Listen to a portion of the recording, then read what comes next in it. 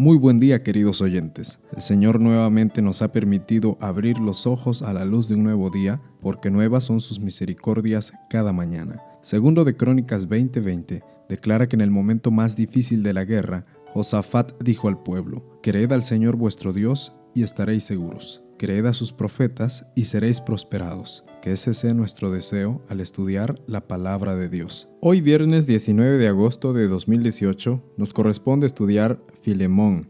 Esta carta, de igual manera que otras epístolas paulinas, lleva el nombre del destinatario y, a diferencia de otras, es una carta que es dirigida exclusivamente a Filemón, un hombre rico que vivía en Colosas, que había escuchado del Evangelio por Pablo y en cuya casa se tenía una iglesia. En la carta, Pablo le escribe a Filemón dos asuntos de los cuales sacaremos una lección práctica para cada uno de nosotros. El primer asunto lo encontramos al inicio de la carta: Pablo, prisionero de Jesucristo. Con diferentes frases, Pablo le reitera a Filemón su condición en los versículos 1, 9, 13 y 23. El comentario bíblico adventista declara: Filemón conoció a Pablo como un ferviente evangelista, como un viajero incansable. Sin embargo, él sabía que su infortunio se debía al fiel testimonio por Cristo. ¡Qué contraste! Conocer a un hombre lleno de ganas por compartir el evangelio, privado de su libertad. Pero, ¿cuál es el propósito de Pablo al dar a conocer a Filemón su condición actual? Sencillamente era sensibilizar a Filemón para liberar a Onésimo, su esclavo. Pablo era prisionero romano, pero nunca declaró ser uno. ¿Por qué? ¿Pena? ¿Temor? No, Pablo consideraba que el único al cual podía estar sometido era su Señor Jesucristo. La prisión era solo producto de lo que Dios había permitido para fortalecer la fe de Pablo. Esto nos deja una gran lección. Cuando estás dispuesto a seguir al Señor y cumplir sus mandatos, muchas veces te verás en medio de circunstancias difíciles. Querido oyente, en ese momento recuerda que Dios estará a tu lado para ayudarte, como estaba con Pablo. También recuerda que las dificultades es lo que Dios ocupa para fortalecer tu fe. ¿Estás pasando por momentos difíciles? No pierdas la esperanza.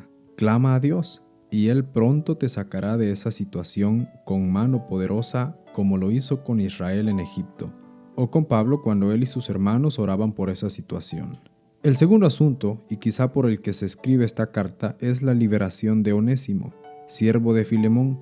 La Biblia declara que Onésimo había estado con Pablo e incluso colaborado con él en sus prisiones, y después de estar ahí, Pablo lo envía de vuelta a casa y, como lo declara el comentario, no hay ningún indicio de que Onésimo pidiera a Pablo su liberación. Fue el hecho de aceptar a Jesús, la amistad que experimentó, lo que motivó a Pablo a solicitar ese favor, aun cuando él sabía que Filemón no se negaría a ello. Sin embargo, él no da nada por sentado, porque más que una imposición, esperaba un acto voluntario. El hecho de que Onésimo fuera liberado como esclavo y aceptado como un hermano en Cristo era también un testimonio para otros, dado que los esclavos romanos no tenían ningún privilegio y eran tratados como posesiones. Pablo esperaba que esa situación, al haber una conversión en el Señor y siervo, su relación no fuera como tal, sino más bien como hermanos en Cristo. Por eso le pide que lo trate como si fuese Él. Esto nos da una gran lección porque tú y yo éramos esclavos del pecado, y en otro tiempo servíamos a Satanás, pero Jesús nos liberó pagando lo necesario, así como Pablo estaba dispuesto a pagar lo necesario por Onésimo, a fin de que fuéramos liberados del pecado y que no existiera ese muro divisorio que nos aparta de Cristo Jesús.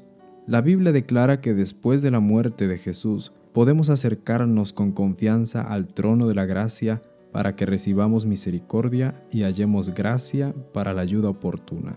Queridos oyentes, hemos visto los dos asuntos importantes de esta carta. El primero, Pablo, preso de Jesucristo, que nos enseña que en medio de las pruebas hay que ser paciente y esperar la ayuda de Dios.